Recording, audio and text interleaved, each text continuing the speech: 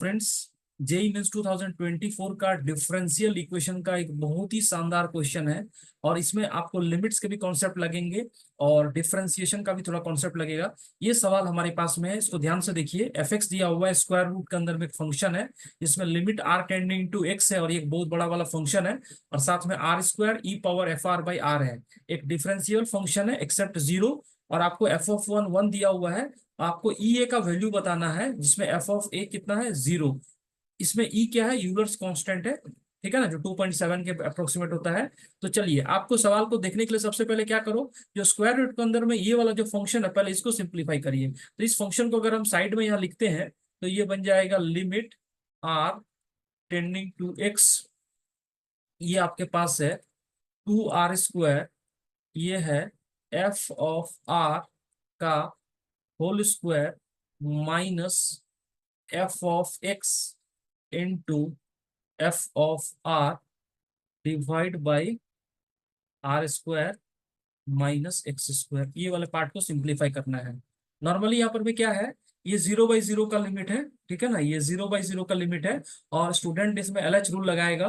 But LH rule लगाओगे तो थोड़ा डिफरेंशिएशन में क्या होगा, 2-3 बार डिफरेंशिएशन करना पड़ेगा। तो यहाँ पर सबसे सिंपली क्या हो रहा है, ध्यान से देखो। एफ आर का whole square, F R common निकल जाएगा, जिसको लिख देंगे equal to limit are tending to x. ये हो जाएगा 2r square into F of R और divide by are square minus x square को कितना लिख देंगे, आर प्लस एक्स इंटू यहां पर हो जाएगा f of r minus f of x divide by r minus x.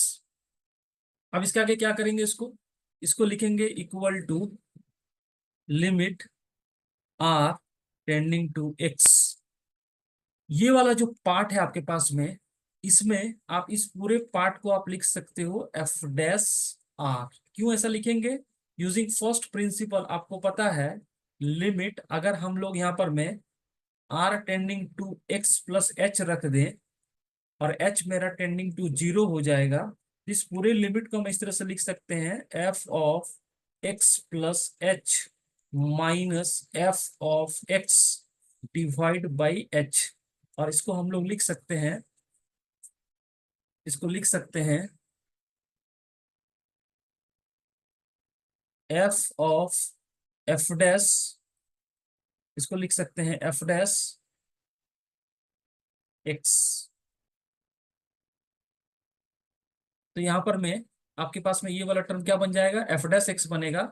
और जब आपके पास में एक्स आर को टेंड करेगा तो ये वाला पूरा लिमिट कितने के बराबर हो जाएगा, एफ डैश आर के बराबर हो जाएगा। तो यहाँ पर में इसको हम लोग लिख सकते हैं, यहाँ पर में इसको लिख सकते हैं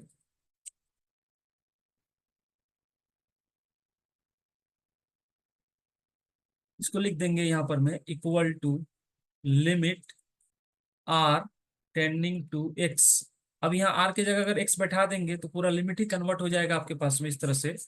इक्वल टू ये हो जाएगा 2x square f of x divide by r plus x, यानी आर की जगह एक्स यानी 2x। और ये वाला एफ डैश आर, और आर अगर एक्स को टेंड करेगा तो एफ डैश एक्स बन गया। तो ये हो जाएगा एफ डैश एक्स। इसको सिंप्लीफाई करेंगे तो आपको मिल गया x f of x into f dash x. अब अगर स्क्वायर रूट हम लोग यहाँ पर में जो मेरे पास में है, इस स्क्वायर रूट को अगर इधर लेके चलेंगे तो क्या बन जाएगा, एफ एक्स का होल स्क्वायर। और ये वाला टर्म मेरा आया है।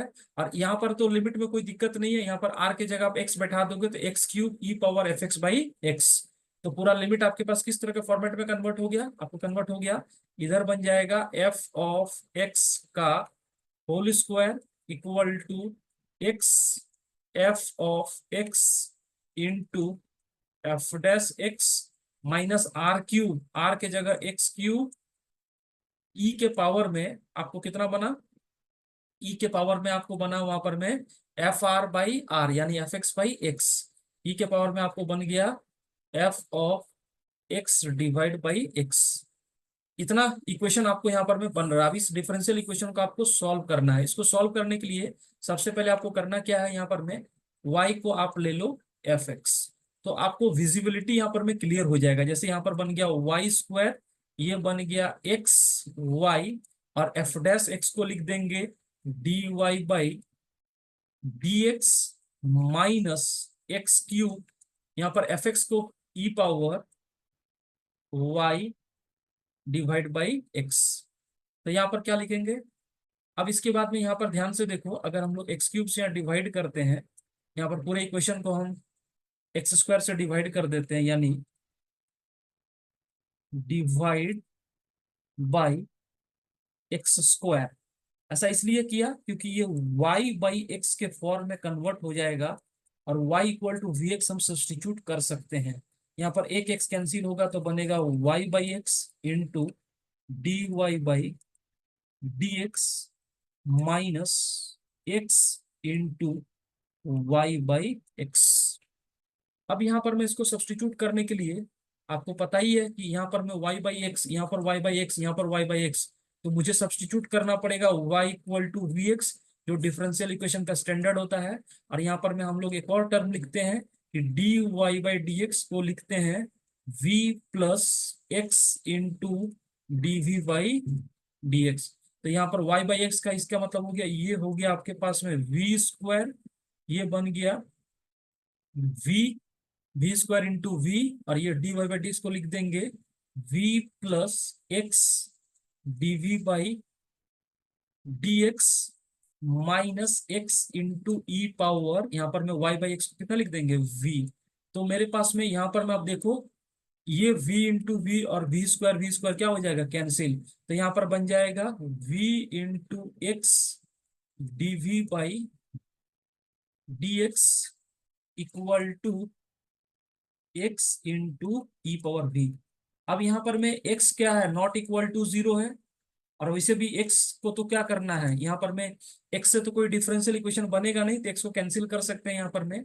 बाकी टर्म हो जाएगा v into e power minus v d v equal to d x. इसको इंटीग्रेट कर देते हैं बाई पार्ट्स लगा के। इसको इंटीग्रेट करेंगे बाई पार्ट्स लगा के, तो v को बाहर रखिए, ई पावर माइनस वी का differential minus e power minus v, और फिर डी वी का डिफरेंशिएशन कितना हो जाएगा? 1, और ये माइनस माइनस प्लस, और minus e power minus b equal to x plus k, x plus k. ये के इज कांस्टेंट ऑफ इंटीग्रेशन। अब आपको बाउंड्री कंडीशन क्या दिया हुआ है? बाउंड्री कंडीशन दिया हुआ है एफ ऑफ 1 इक्वल टू 1, यानी x equal to 1, y equal to 1। तो यहाँ पर सब्सटीट्यूट कर देंगे, तो यहाँ से v का वैल्यू कितना मिल जाएगा? 1 मिल जाएगा। v का वैल्यू कितना मिल जाएगा? 1 मिल जाएगा। एक बार और देख लिया जाए क्या बाउंड्री कंडीशन दिया हुआ है। आपको बाउंड्री कंडीशन दिया हुआ है यहाँ पर में एफ ऑफ 1 इक्वल टू 1 और f of a equal to 0। F of a equal to 0 वाला लास्ट में पुट करेंगे, तो यहाँ पर मैं आपको v इक्वल टू कितना मिला? 1। तो यहाँ रख देते हैं, यानी 1, और यहाँ पर माइनस साइन भी है, यानी minus minus 1 by E, minus 1 by E, और यहाँ x का वैल्यू 1 प्लस के, तो k का वैल्यू हो जाएगा -1 -2/e। के का वैल्यू हो गया -1 -2/e। अब हम लोग यहाँ पर में क्या करेंगे? अब हम लोग यहाँ पर में रख देंगे। अब आपको एक और कंडीशन दिया हुआ है, एफ ऑफ ए, ये कितने के बराबर दिया हुआ है? 0 दिया हुआ है। एफ ऑफ ए 0 दिया हुआ है। एफ ऑफ ए यहाँ पर में 0 दिया हुआ है। एफ ऑफ ए आपको 0 दिया हुआ है। इसका मतलब है x इक्वल टू ए।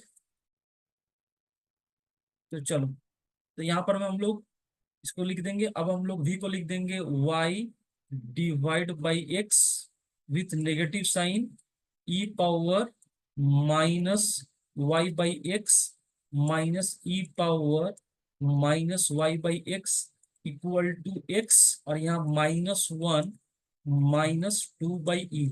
अब x इक्वल टू ए पर y कितना दिया हुआ है? 0, ये वाला कंडीशन को। तो x equal to a y 0, तो y 0, ये टर्म खत्म। x यहाँ पर y 0, तो e पावर 0 कितना हो जाएगा?